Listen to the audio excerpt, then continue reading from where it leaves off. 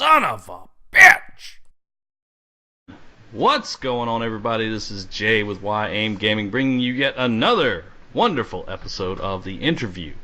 Today I have a very special guest, a guy whose content I really enjoy, and you've probably seen him before. We've done a couple dual comms, and I give you a Cord Racer. What's up, buddy? What's up? What's going on? Thanks for having me. Oh man, no problem, as I slip my tongue up and can't spit my words out right. So, how you been, man? Doing good, doing my thing. I'm on vacation this week. Got the new puppies in the house, so I'm watching them for a little bit. Just enjoying time at the house. All right, man. What kind of dogs? They're Australian Silkies. They're terriers. Yeah. They don't go any bigger than, I think, 15 pounds. Oh, nice. I like small dogs. Yeah. I love them. I got a little small, we call it a shatita. That's French for shit eater. But it's a good dog, man. I love that dog. It's really good with the kids, and it's fun. So Awesome. My only requirement with animals is that they don't poop in the house. Yes. And this one fulfills that requirement, so it's a good dog. So far, they're learning the rules. So. Right, they're puppies. It's understandable when they're puppies. Yeah. Plus, you're in Canada, so it's like -20. There's actually a snowstorm going on right now. God, man. We're getting like 15 centimeters of snow, so it's a coming. Don't give me any metric system crap. Come on, man. But 2 feet. 2 feet. It's 75 degrees Fahrenheit in Alabama right now, so. Oh, I hate you. The sun is shining. There's a breeze. It's beautiful.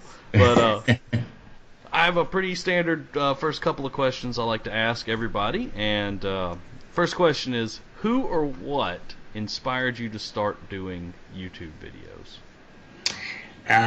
So I always watched videos going back from pretty much the end of MW2 into Black Ops 1. You know, the standard, Wings and Blade and a whole bunch of other guys. But they didn't actually inspire me to do it. What inspired me to do it was one of my buddies. We would always play COD together and stuff, and he's like, "Yo, have you seen these guys who do videos on YouTube?" And I'm like, "Oh yeah, I've been watching these guys forever." And he's like, "Well, you do it, man. You're an IT guy. You enjoy, the game." And every time we played, I'd always tell him like, you gotta start using this. Change your skill streaks to that. Okay, if this map's coming up, you gotta use this, that kind of stuff. And he's like, "You should do it. You got a good opinion. You got good stuff and whatever." So I was like, you know what, give it a shot. So I started off for a bit and took off, and then just life got in the way, so I stopped. And then a couple of years ago, I started up again, and here we are today. Yeah, 627 subscribers. Yeah. You finally broke that 600 hump. I know I saw you sitting there forever, and I was like, my God, why can't, because I found you through a community channel. Yep. And when I saw you, and I was like, well, why aren't more people watching this guy? I was like, if I enjoy him, surely there's got to be more people out there that enjoy him also. And I always wonder about that, how some people don't get the recognition they deserve. And I think it's all because YouTube is basically a stroke of luck. Yeah, it is. It's unless somebody bigger notices you. But even then, like, I've noticed some bigger guys, they go to other people's channels and they drop like likes, or even mine, they'll drop a like. It doesn't really do much because not anymore. It doesn't really mean anything unless you get a big push on Twitter, and at the right time, depending on the time of day and stuff like that. That's pretty much the only way you can get big, unless YouTube fixes its shit. But yeah, they won't. That's not gonna happen anytime soon. No, I don't think so. So what on a weekly basis inspires you to make the videos that you make? Pretty much just the day-to-day stuff that happens.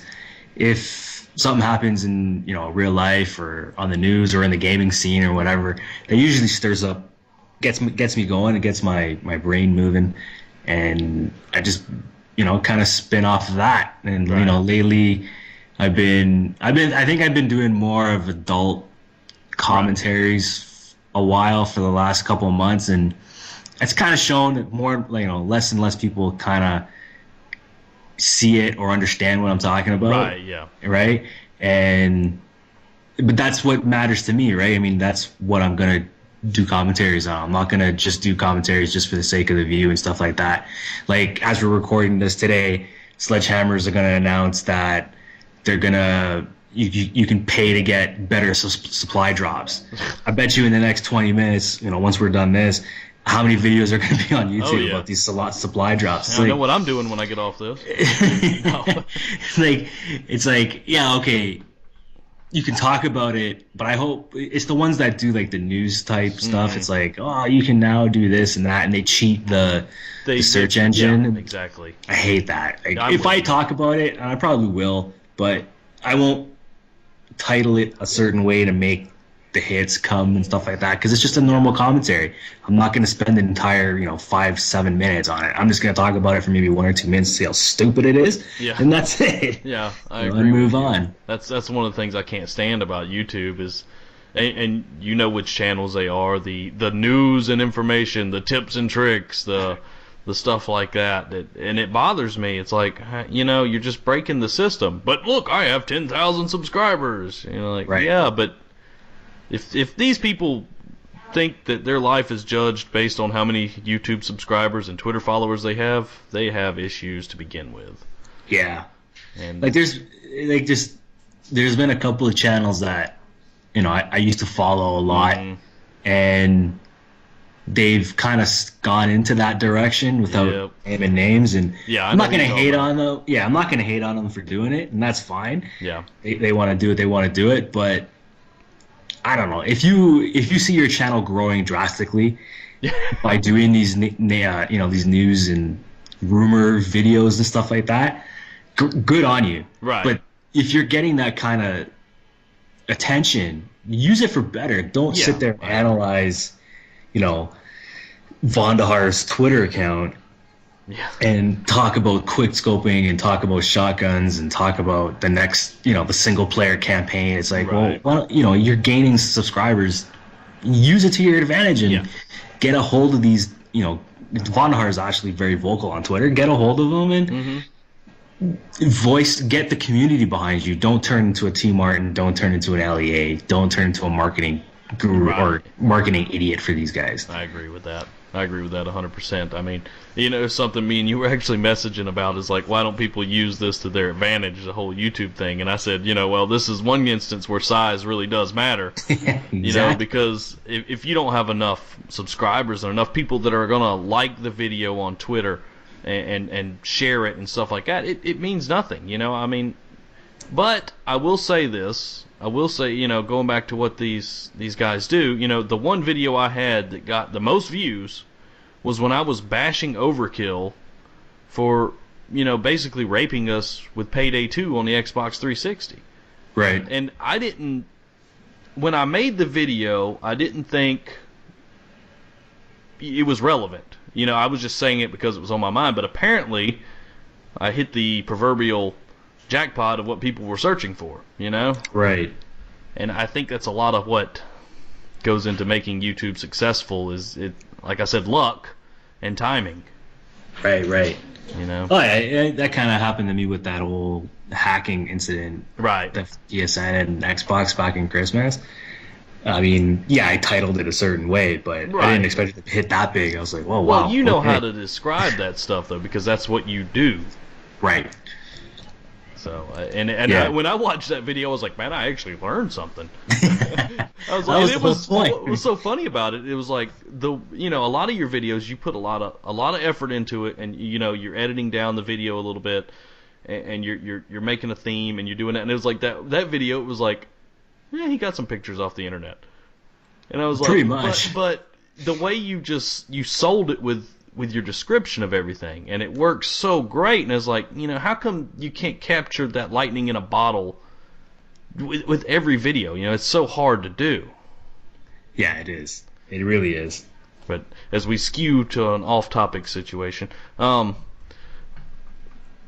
get into a little bit of games here. Do you remember the game that made you want to become or enjoy video games? I should say, like that one game that you played that just made you say, man, I really like playing this. I like playing video games. It was Mortal Kombat. Mm. Mortal Kombat 1 was the Yes. very first one. I mean, I played all the other Right. games that Mario and Sonic and all that kind of stuff. Yeah. It was when I actually hit my buddy's older brother got Mortal Kombat. Mm-hmm. And we were all over at his house, and we weren't allowed to play it because of the course blood and gore and whatever. But all the parents and stuff were outside, having a barbecue, and we all were inside, and we kind of snuck in because we weren't supposed to be in there. And we put in Mortal Kombat, and I was glued, absolutely glued. Yeah. And I couldn't get off of it. And I think we were down there for about an hour and a half, just taking turns, swapping the controllers around. And we finally got caught, told to go back outside and stuff.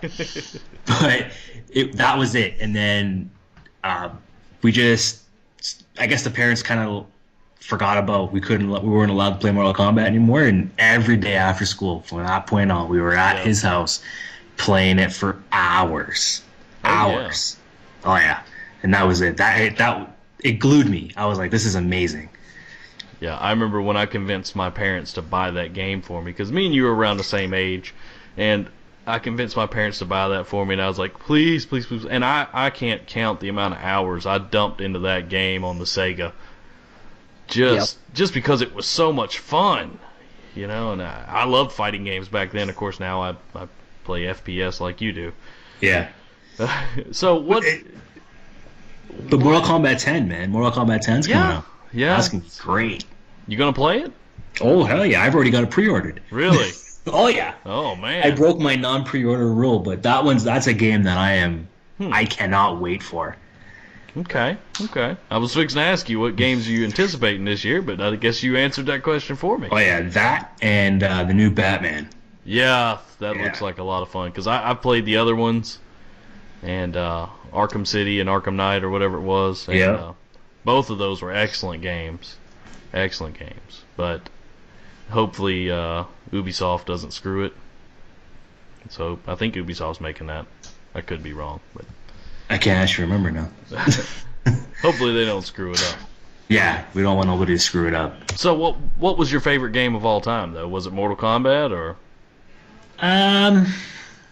If I were to pick one as a kid, it would be Mortal Kombat. Mm-hmm. But growing up, I was pretty much all over the place. I mean, I was primarily sports, like NHL, and when they started making the FIFA games, I was into the FIFA stuff back in the day.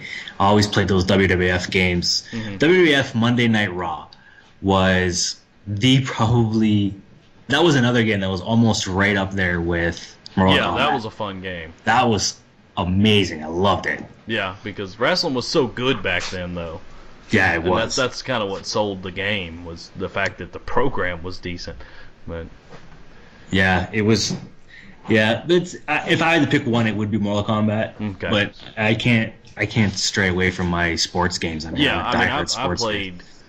God, I think I had like RBI baseball or something like that, and I mean, hours and hours. It had a home run derby on the game, and I'd just sit there with that home run derby, picking different players and trying to do that. And I remember doing all that kind of stuff too.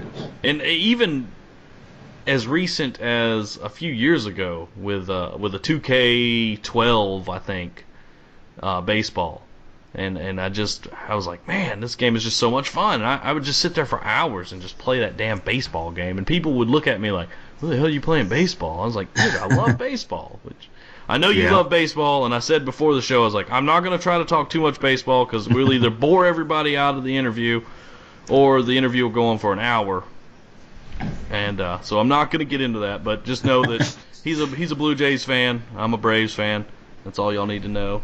Yes. Watch more baseball if you can get through 4 hours. But that is something I could ask that we could do it. How do you feel about them trying to shorten the game? Or make it faster, I should say. I agree with some of the stuff that they want to do. But I heard I didn't really see all of what they wanted to do. But with the stuff with like the pitch count or pitch clock, I kind of thought that was pretty ridiculous. Yeah, almost like a shot clock is what they were saying. Yeah, it's kind of stupid, right? I mean, to speed up where the managers can only challenge a play from the dugout. That is good. That's a good. I like to see that. The pitch clock thing, I hope is stupid. I hope it doesn't even get into I mean, they play. can do something about the guy that steps out of the batter's box and adjusts his cup every single pitch. Yeah, that's what I was gonna say. Right, like you can't step out of the box, so many times. Right. Let's say, yeah. right? Just say, like, well, you can't step out of the box. Period. Yeah, like once you're in, right? Yeah. I mean, once the pitch count, once the pitch is underway, or the whole sequence, you're stuck there till you either get out or get a hit. Yeah. That would make sense to me. Yeah, I think a lot of more of the stuff has to be put on the batter rather than the pitcher. Yeah, I'll agree with that. Getting ready to wrap this up. Is there anything you'd like to say to the millions watching at home? The millions? About let's hey, keep it like that. Hopefully it happens. About you or about your channel, because I'm almost certain that everybody that watches me probably watches you, but if they don't, they need to. Is there anything you want to tell them if they're not subscribed to you?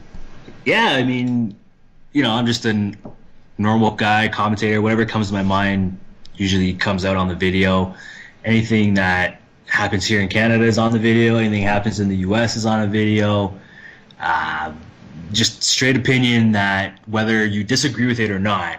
I think that's another, like a lot of things that you and I have in common too, is if somebody disagrees with my opinion or with what I've said, I don't block them. I don't say anything to them. I don't, anything negative. I just respectfully say, okay, if you can respectfully voice your opinion in my comments, I'll have a discussion with you. Yeah. Hell, if you even want to go back and forth on Twitter, I'll go back and forth with you. Yeah. I'm not going to say you're stupid, you're this, you're that, get cancer, all that kind of shit. Because it's ridiculous. We are mature. Yes, we are. That's the kind of stuff. I mean, I always encourage it. If you don't necessarily agree, or if you want to know my opinion on something, I usually make a video on it, or I'll just say it in the comments, that kind of stuff.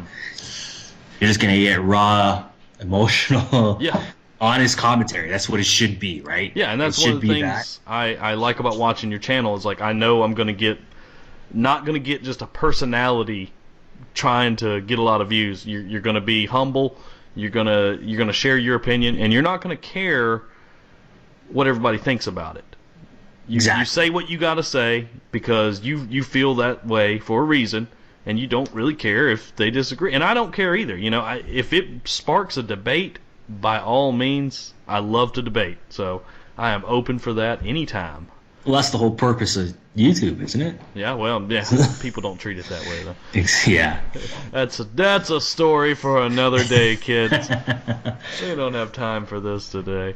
But a Cord Racer's link is always down in my description because he is one of the guys that I try to watch every single video, and I usually enjoy everything he puts out.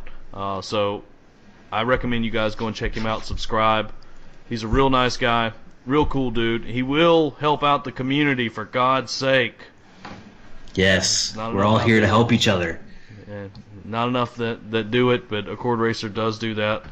And thanks for stopping by, man. I really appreciate this, and I had a lot of fun doing it, man. Yeah, man. Thanks for having me. Appreciate the kind words, and hope all your subscribers and everybody come check me out, and hope to see them all there. All right, man.